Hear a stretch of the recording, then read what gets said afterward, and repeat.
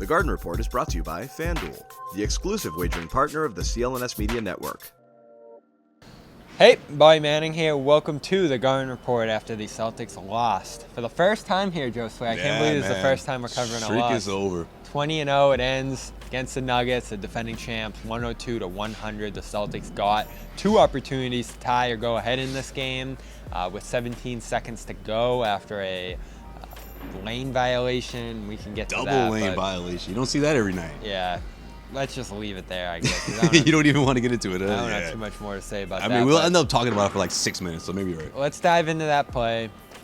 First one, they go to Brown inside. He has to kick out to Porzingis. Porzingis throws it to Holiday. Then with about 4 seconds left, Joe Mazzulla calls timeout. He said after the game he thought the Nuggets were going to foul.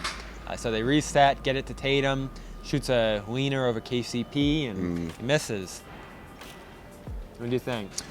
I didn't hate it, to be honest with you, Bobby. The reason that they were in that situation is what's most frustrating to me. I mean, you convert one field goal in that final 4 minutes of the fourth quarter against the champion Nuggets. I mean, this is a team that obviously fought you all night, grabbed that lead in the fourth quarter where obviously things matter most.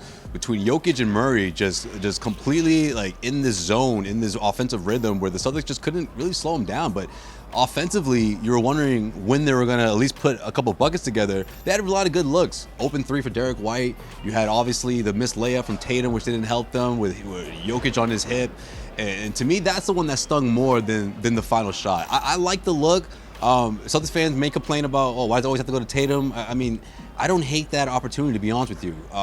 It was a good look. It just didn't fall the way Tatum wanted it to, obviously. Yeah, and I thought that was the story of crunch time. They produced some quality looks. I'll nitpick a few. The White one was good. The corner one from Tatum. Yeah.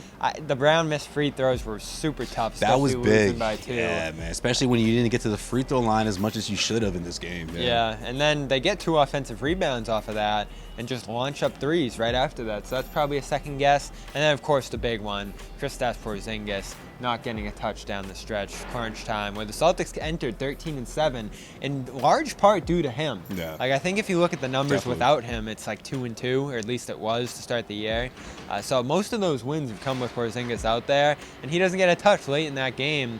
Joe Mazzulla did admit after the game that they need to get him more post-ups in this one, especially since the Nuggets' big adjustment was putting a smaller player on him rather than Jokic. He started so hot, 3 threes in the opening minutes. When you look at the way it started, right? He's just not involved late. So Right. Who's that fall on? I mean, it's got to fall on Joe Mazzulla and the coaching staff. You're putting their team in position to obviously get Porzingis involved. When you look at the way the game started, right? He got out to all those, he hit those 3 3-pointers, but he also scored all 11 of the Celtics' first points, right? So I just think when you have someone like that, you got to just get him in the mix more often, especially in those last few minutes where you need a bucket. You know, you're falling behind. You're playing against a champion Nuggets team. I was surprised that wasn't at least utilized a couple of times in those final couple of minutes. However, when it comes down to the final minute, I really do think the Celtics, they did their best in executing on the offensive end. However, missed layups, not getting to the free throw line, the shortcomings that you saw throughout the first 3.5 quarters, that's when they came back to bite you. You know what I mean? Like, whereas the margin of error is razor thin, and all of a sudden those final plays matter, and the missed layups matters a whole lot. Missing free throws matter a whole lot. But if you were able to correct things earlier, maybe things are different in that situation. However, the way Porzingis just didn't get any touches in those last couple of minutes, they have to change that moving forward. Here's Jayson Tatum talking about the last shot. Just sort of specifically, if you could walk me through that final shot on KCP, sort of what were you looking for when you got the ball, and then what did you think of the look when you got it? Yeah, I think I kind of rushed it, and that's on me. In the back of my mind, I wasn't sure if they were going to foul. They had a foul to give. But I had more time than I gave myself. So, I should have took some more time. But, can't go back. So, something that I can learn from. So obviously miscue for him there. I talked to Aaron Gordon after, and he said they weren't going to foul Tatum there. So Tatum ended up rushing it for no good reason. Maybe could have made a move to the basket. Maybe could have passed out of there. I don't know, but it ended up not being the best look. It was an okay look. It's just the 13 seconds you waste before that. Yeah. Who knows if Joe even calls timeout if he didn't think they were going to foul. So you only give yourself 4 seconds after that. You go inside the arc. Nuggets play it straight up. And this was a well-coached game by the Nuggets. We'll get into what this might look like as a series in our next video here. But story of this game to me, the Porzingis issue late, the Tatum and Brown inefficiency, especially compared to Jokic and Murray, who were just incredible.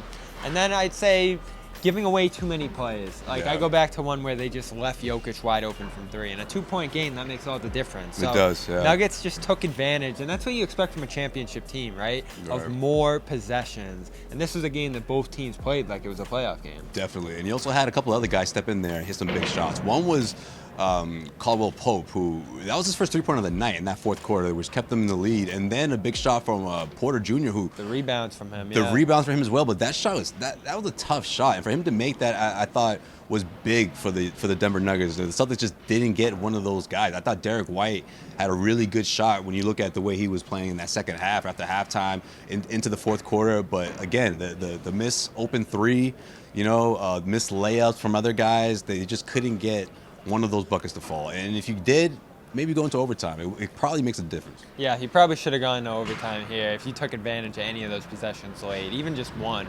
Right. You're in overtime. So frustrating loss in that sense. Overall, though, it's just one game in the grand scheme, but it's a team you could see in the finals. We're going to talk about what that matchup might look like if it comes to fruition. Josue, Pavon, Bobby Manning. That's the Garden Report. Celtics lose 102-100. Subscribe for more player reaction at CLNS Media, and check out our next segment here on Celtics All Access. The NFL season is wrapping up, and there's still time to get in on the action with FanDuel, America's #1 sportsbook. Right now, new customers get $150 in bonus bets, guaranteed when you place a $5 bet. FanDuel, official partner of the NFL.